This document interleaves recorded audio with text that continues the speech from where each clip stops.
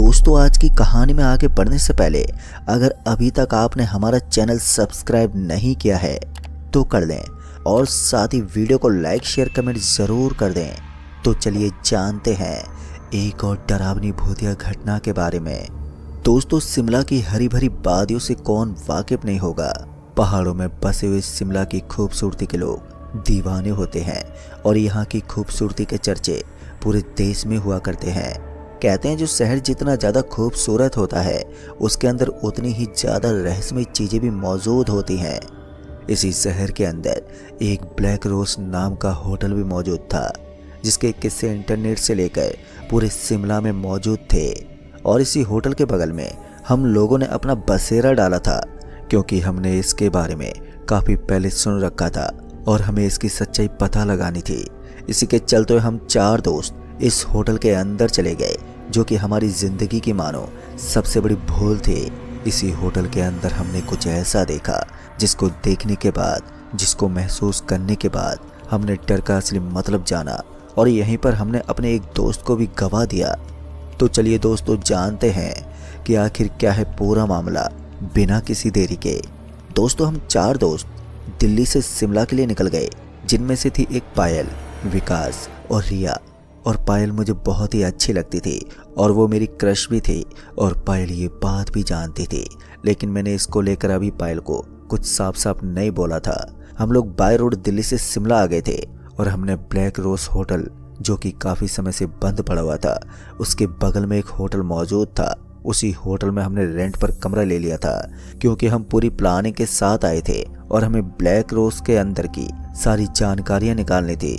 इसके बारे में जो भी अफवाह या सच्चाई इंटरनेट पर और यहाँ पर फैली हुई थी, इसके बारे में हमें जानना था। इसके लिए हम लोग खास करके शिमला घूमने आए थे।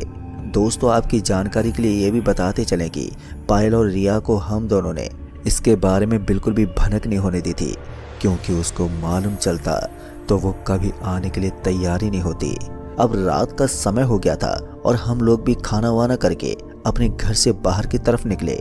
तभी मैंने प्रिया और पायल को ब्लैक रोज होटल को दिखाया जो कि बिल्कुल खंडर की तरफ पड़ा हुआ था। वहां पर लाइट बुझी हुई थी और दूर दूर तक उसके कोई भी इंसान दिखाई नहीं दे रहा था। उसको दिखाते हुए मैंने प्रिया और पायल को मना लिया और हम चारों उस होटल के अंदर की तरफ जाने के लिए मान गए। इस काम में मेरी मदद मेरे दोस्त विकास ने भी करी थी। और जैसे हम लोग होटल के बाहर आए तो हमने देखा कि यहाँ पर एक भयानक माहौल था। एक तो कहीं भी लाइट दिखाई नहीं दे रही थी और दूसरी चीज, अभी रात के 8 ही बजे थे लेकिन यहाँ पर कोई भी दिखाई नहीं दे रहा था। हम जैसे ही ब्लैक रोज होटल के दरवाजे पर पहुंचे तो हमने पाया कि दरवाजा अंदर से बंद है। हमने उसको जोर लगाकर खोलने की भी कोशिश की लेकिन दरवाजा खुलने का नाम ही नहीं ले रहा था और हम सब ये समझ गए थे कि हमारा अंदर जा पाना बहुत ही मुश्किल होगा। और जैसे ही पलट के हम वापस अपनी होटल की तरफ जा ही रहे थे कि तभी ऐसी आवाज़ आई जैसे दरवाज़ा खुल गया हो। और फिर तभी एक आवाज़ और आई। दोस्तों, ये आवाज़ ऐसी थी मानो घर के अंदर रखी हुई कोई चीज़ गिरी हो, जिसकी आवाज़ हमें सुनाई दी थी। और जैसे ये आवाज़ हमारे कानों में गूंजी वैसे ही हम चारों ने पीछे की तरफ घूम कर देखा तो हमने पाया कि दरवाज़ा हल्का सा खुल चुका था। अब इस चीज़ को देखकर हम चारों ने एक दूसरे का चेहरा देखा और इस चीज़ से हमें ये भी पता चल गया था कि अंदर शायद कोई तो मौजूद है और हमने अंदर जाने का निर्णय लिया। हम दोनों आगे की तरफ चल रहे थे लेकिन प्रिया और पायल काफ़ी ज़्यादा डरी हुई थी और वो हमें अंदर जाने से रोक रही थी। अब हम ब्लैक रोज होटल के अंदर घुस चुके थे पर जैसे हमने अंदर की तरफ एंट्री की कि एक ठंडी हवा का झोंका हमें महसूस हुआ। अंदर की तरफ बिल्कुल अंधेरा था तो हमने अपनी जेब में मोबाइल की फ्लैशलाइट जला ली और चलाकर देखने की कोशिश करने लगे। हमें दिखाई दिया कि वहाँ पर दीवारों पर बड़ी बड़ी तस्वीर टंगी हुई थी। हम अंदर की तरफ बढ़ने लगे पर अंदर की तरफ हमें कुछ भी दिखाई नहीं दिया। वहाँ पर सिर्फ सीढ़ियाँ ही दिखाई दे रही थी जिससे ऊपर का रास्ता जाता था। शायद वहाँ पर कमरे बने हुए थे जो कि हमें यहाँ से साफ साफ दिखाई नहीं दे रहे थे। इसलिए हम चारों ने ऊपर जाने का फैसला किया। हम चारों अभी ऊपर सीढ़ी से ही बढ़ रहे थे कि तभी एक जोरदार आवाज़ फिर से आई। हम सब ने दरवाजे की तरफ जल्दी से अपनी गर्दन घुमाई तो हमने पाया कि बाहर जाने का जो दरवाज़ा था वो अपने आप ही अचानक से बंद हो गया है और जैसे ही ऐसा हुआ, पायल और प्रिया तो बुरी तरह से डर ही गई थी। मैंने उनको समझाने की बहुत कोशिश की कि ऐसा हवा की वजह से हुआ होगा, लेकिन वो दोनों मेरी बात बिल्कुल मानने को तैयार ही नहीं थे। प्रिया और पायल एक दूसरे का हाथ पकड़कर उस दरवाजे की तरफ बढ़ने लगे। हमने उसे बहुत रोकने की कोशिश की, लेकिन हम दोनों की बात वो दोनों सुन ही नहीं रही थी। इसलिए उनके पीछे पीछे हम लोग भी उस दरवाजे की तरफ बढ़ने लगे। प्रिया और पायल अब उस दरवाजे को खोलने की कोशिश कर रहे थे, लेकिन उनके कोशिश करने के बाद भी वो दरवाजा नहीं खुल रहा था, जिसके चलते हुए वो दोनों और भी ज्यादा डर गए थे। डर तो मुझे और विकास को भी काफी ज्यादा लग रहा था, लेकिन हम दोनों अपने डर पर अभी काबू रखे थे। लेकिन तभी मुझे महसूस हुआ जैसे मेरे पैर पर कोई चीज आकर टकरा गई हो, और जैसे वो चीज मेरे पैर पर टकराई, मैंने एक जोरदार चीख लगाई और ये चीख पूरे होटल में ऐसे गूंजी मानो किसी ने लाउड स्पीकर में चिल्लाया हो। पर हाँ, मेरी ये चीख सुनकर मेरे साथ मौजूद वहां पर मेरे तीनों साथी भी काफी ज्यादा डर गए थे। सभी ने जल्दी से अपने मोबाइल की फ्लैशलाइट मेरे पैरों की तरफ डाली, तो मैंने देखा कि वहां पर एक बिल्ली थी जो कि मेरे पैरों से आकर सट गई थी। जब मैंने जाना कि वो सिर्फ एक बिल्ली थी, तब जाकर मेरी जान में जान आई और वहां पर मौजूद लोगों के डर भी अब खत्म हो गए थे। अभी हम सब मिलकर उस बाहर वाले दरवाजे को खोलने की कोशिश ही कर रहे थे, जिससे हम बाहर की तरफ जा सकते थे, लेकिन हमारी कोशिश करने के बावजूद वो दरवाजा नहीं खुल रहा था। और यही वजह थी कि वो तीनों लोग भी काफी ज्यादा डर गए थे, और मैं भी। पर मैंने उन्हें समझाने की बहुत कोशिश की, और फिर मैंने बोला कि मानते हैं दरवाजा पुराना होने की वजह से जाम हो गया होगा, लेकिन ऊपर खिड़कियां मौजूद होंगी जिसके माध्यम से हम कूद कर नीचे की तरफ जा सकते हैं। दोस्तों, मेरी ये बात सुनकर वो तीनों भी इस बात पर राजी हो गए और मेरे साथ ऊपर जाने का फैसला कर लिया था, जिससे हम कोई कमरे में जाते और वहां पर खिड़की ढूंढते और खिड़की से कूद के इस जगह से बाहर निकल सकते थे। और हमने ठीक ऐसा ही किया। हम जैसे ऊपर पहुंचे तो हमें एक दरवाजा दिखाई दिया, लेकिन इसके ऊपर बाहर से ताला बंद था। हम आगे की तरफ गए, लेकिन इसका कोई भी फायदा नहीं हुआ। ऊपर की तरफ कई कमरे मौजूद थे, लेकिन सब कमरे में ताला लगा हुआ था। अब इस ताले को तोड़ने के लिए हमें कोई भारी चीज चाहिए थी, जिससे हम इस ताले को तोड़ पाएं। इसलिए हम सब मिलकर एक भारी चीज की तलाश करने लगे। हम सब अलग अलग दिशा में चले गए थे, जिससे हमें भारी चीज जल्दी मिल सके। अभी हम सब इधर उधर गए हुए थे कि तभी कुछ देर के अंदर रिया की एक जोरदार चीख निकली। उसकी चीख सुनकर तो मानो हम तीनों भी उसकी तरफ भाग कर गए, और हमने देखा कि वहां पर एक कंकाल पड़ा हुआ था। ये कंकाल केवल सर था, जो कि काफी पुराना लग रहा था। इसी को देखकर रिया भयानक तरीके से चिल्लाई थी, और इस चीज को देखकर पायल भी काफी ज्यादा डर गई थी। फिर मैंने और विकास ने एक दूसरे का चेहरा देखा, और हम ये अच्छे से समझ गए थे कि हम बहुत ही बुरी मुसीबत में अब फंस चुके हैं। अब हमें यकीन हो गया था कि जो भी उन वेबसाइट और लोगों में बात फैली हुई थी, वो बात बिल्कुल सही थी कि जो भी इस हवेली के अंदर आता है कभी बचकर बाहर नहीं जा पाता। अच्छा हुआ इस बात की जानकारी रिया और पायल को बिल्कुल नहीं थी, नहीं तो हमारी जान जाने से पहले ही वो हम दोनों को मिलकर मार देती। तभी पायल ने रिया को संभाला। उतनी देर में हम दोनों ने एक भारी और मजबूत चीज ढूंढ निकाली थी। वो असल में एक ईंट थी, जो कि इस होटल की टूटकर अंदर की तरफ गिरी थी। हमने उस ईंट का सहारा लेकर वहां पर जो पहला कमरा मौजूद था उसका ताला तोड़ दिया, और हमें ऐसा करने में ज्यादा दिक्कत का सामना नहीं करना पड़ा, क्योंकि ताला काफी पुराना था, जिसके चलते 3 बार ईंट मारने से ही वो ताला टूट गया। तभी हमने दरवाजा खोला और अंदर की तरफ देखा तो अंदर कमरे में मकड़ी का जाला मौजूद था। ये जाला इतना ज्यादा था कि हम अंदर की तरफ बढ़ भी नहीं सकते थे। इसी के चलते हुए हमने हाथों से उस जाले को हटाया और फिर हम अंदर की तरफ बढ़ गए।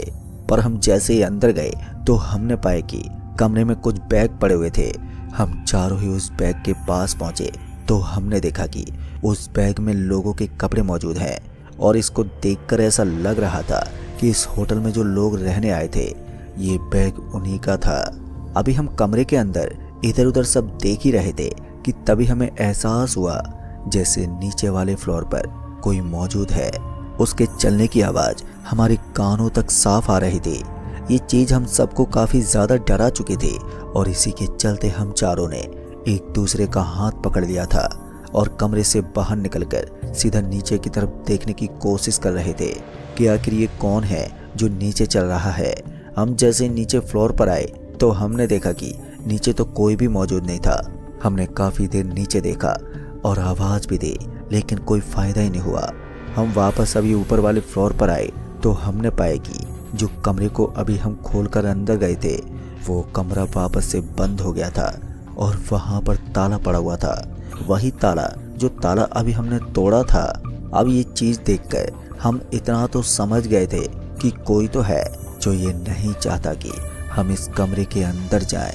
उधर से प्रिया और पायल हमें यहाँ से जल्द निकलने की सलाह दे रही थी और हमें भी ऐसा ही लगता था कि हमें जल्द से जल्द यहाँ से निकल जाना चाहिए, लेकिन हमारे पास यहाँ से बाहर निकलने का कोई रास्ता ही मौजूद नहीं था। हम समझ गए थे कि हमने यहाँ आकर अपनी ज़िंदगी की सबसे बड़ी भूल कर दी थी। तभी अचानक से हमारे सामने एक किताब आ गई। वो किताब कहाँ से आई थी हमें नहीं मालूम था, लेकिन अचानक से वो खिसकती हुई आकर हमारे पैरों के सामने रुक गई। इन सब चीज़ों को देखकर हम डर के मारे थर-थर काँप रहे थे। मैंने इस किताब को उठाने का फैसला किया और जैसे इस किताब की तरफ बढ़ने लगा तो वैसे ही मुझे रिया और पायल ने रोकने की कोशिश की, लेकिन मैंने उनकी बात नहीं सुनी क्योंकि मेरे पास इसके अलावा कोई दूसरा रास्ता भी मौजूद नहीं था। मैंने उस किताब को उठाकर देखा तो इसके अंदर ब्लैक रोज यानी कि इस होटल का पूरा इतिहास लिखा हुआ था। इसमें लिखा हुआ था कि कैसे दो भाइयों की गलती की वजह से इस होटल में कितनी जानें गई हैं। इसमें लिखा हुआ था कि आखिर ये होटल कैसे श्रापित हुआ है। अभी हम इस होटल के बारे में कुछ पढ़ ही रहे थे कि तभी हमने देखा कि अचानक से तेज तेज हवाएं चलने लगी हैं और अपने आप ही उस किताब के पन्ने पलटने लगे और अचानक से हमारे सामने पेज नंबर 225 खुल गया, जिस पर कुछ तस्वीरें बनी हुई थी और इनको देखकर साफ समझ में आ रहा था कि जैसे कोई इंसान किसी की बलि दे रहा हो। अभी हम कुछ समझ पाते कि उससे पहले ही अचानक से हमारे सामने आकर ऊपर से कांच के एक बड़ा सा झूमर गिर पड़ा और ये झूमर का कांच टूटकर सीधे रिया की आंखों के अंदर घुस गया। हम तीनों को भी हल्की फुल्की चोट आई थी, लेकिन रिया की आंखों में कांच घुसने की वजह से वो दर्द से वहीं पर छटपटाने लगी और हम सब उसे घेर कर बैठ गए। हमें कुछ भी समझ में नहीं आ रहा था कि हम क्या करें और देखते ही देखते पायल के हाथ में रिया ने दम तोड़ दिया। हम सब लाचार बैठे बस वहीं पर रो रहे थे। हमें मालूम था जो हाल अभी रिया का हुआ है वो हाल एक एक करके हम सबका होने वाला है और हम सब यहीं पर मारे जाएंगे। अचानक से बिल्कुल खामोशी छा गई और हम सब एक दूसरे का चेहरा देख रहे थे और हम सबको एक दूसरे की सांस तक सुनाई दे रही थी। उस होटल के अंदर इतना ज़्यादा सन्नाटा हो गया था कि हमें मालूम ही नहीं था कि आगे क्या होने वाला था। तभी मेरी नज़र उस किताब पर पड़ी तो मैंने उस किताब को वापस से उठाकर देखा और जब मैंने किताब का पन्ना पलटा और वही पन्ना खोला जो पन्ना अपने आप हवा से खुला था, तो मैंने पेज नंबर 225 ही खोला जिसमें बलि देने की फ़ोटो बनी हुई थी और उसमें कुछ लिखा था, पर यह भाषा हमारी भाषा नहीं थी जिसको मैं समझ पाता। लेकिन तस्वीर देखकर मुझे इतना तो समझ में आ गया था कि अगर दरवाजे पर किसी का खून छिड़का जाए और उसे खोलने की कोशिश की जाए तो वो दरवाज़ा खुल सकता था। ऐसा किताब की तस्वीर में बना हुआ था। हमने ठीक वैसा ही किया। मुझे सब लोग रोकने की कोशिश कर रहे थे लेकिन मैंने किसी की नहीं सुनी। मैंने रिया के खून को अपने हाथों में लिया और लेकर उसे दरवाजे के कोने कोने में छिड़कने लगा जहाँ से दरवाज़ा खुलता और बंद होता था। मुझे देखकर मेरे दोस्त भी समझ गए थे कि मेरा दिमागी संतुलन खराब हो चुका है और वो दोनों बैठकर मुझे घूर रहे थे। मैंने उनसे भी बोला कि रिया के खून को उठाओ और लाकर इस दरवाजे के ऊपर लगाओ। वो ऐसा करने के मूड में नहीं थे लेकिन मेरे जोर डालने पर उन्होंने ऐसा करना शुरू कर दिया था। मेरे साथ साथ मेरे दोनों दोस्त मिलकर ये काम करना शुरू कर दिए थे लेकिन इसका भी कोई फ़ायदा होता हुआ दिखाई नहीं दे रहा था। जब ऐसा कर लेने के बाद भी कुछ नहीं हुआ तो पीछे से पायल ने बोला, क्यों ना हम लोग भी अपना अपना खून इस दरवाजे पर लगा कर देखें, हो सकता है कुछ हो जाए। पायल की बात मुझे बिल्कुल सही लगी। वैसे भी ऊपर से झूमर गिरने की वजह से, हमारे हाथ में कांच लगने की वजह से हम लोगों के शरीर से खून पहले से निकल रहा था और उसी खून को हम लोगों ने अपने हाथ में मला और मलकर उसी दरवाजे पर लगा दिया। ऐसा करने से कुछ ही समय के अंदर हमने देखा कि दरवाज़ा अपने आप ही खुलने लगा है। हम लोग दरवाजे से पीछे हट गए और फिर देखते ही देखते कुछ ही सेकंड के अंदर वो दरवाजा पूरी तरह से खुल गया था। हमने वहां से जल्दी से रिया को उठाया और उठाकर बाहर की तरफ आ गए। हम जब बाहर निकले तो हमें किसी सपने से कम नहीं लग रहा था। हमें खुद पर यकीन हो रहा था कि हम लोग यहाँ से बचकर बाहर आ गए थे। खैर हमारे साथ जो रिया थी उसकी तो मौत उसी समय हो गई थी। हम तीनों की जान तो बच गई थी, लेकिन हमारी गलती की वजह से आज हमारे बीच रिया नहीं है। झूमर से लगा घाव हम सबका कुछ दिन के अंदर ही भर गया, लेकिन रिया की मौत का घाव हमारे साथ जिंदगी भर रहेगा और हमें तकलीफ देता रहेगा। तो दोस्तों इस कहानी में बस इतना ही। कहानी आपको पसंद आई हो तो वीडियो को लाइक शेयर कमेंट जरूर कर दें। तो मैं आपका दोस्त राजकुमार जल्द ही मिलूंगा ऐसी एक और डरावनी भूतिया घटना के साथ।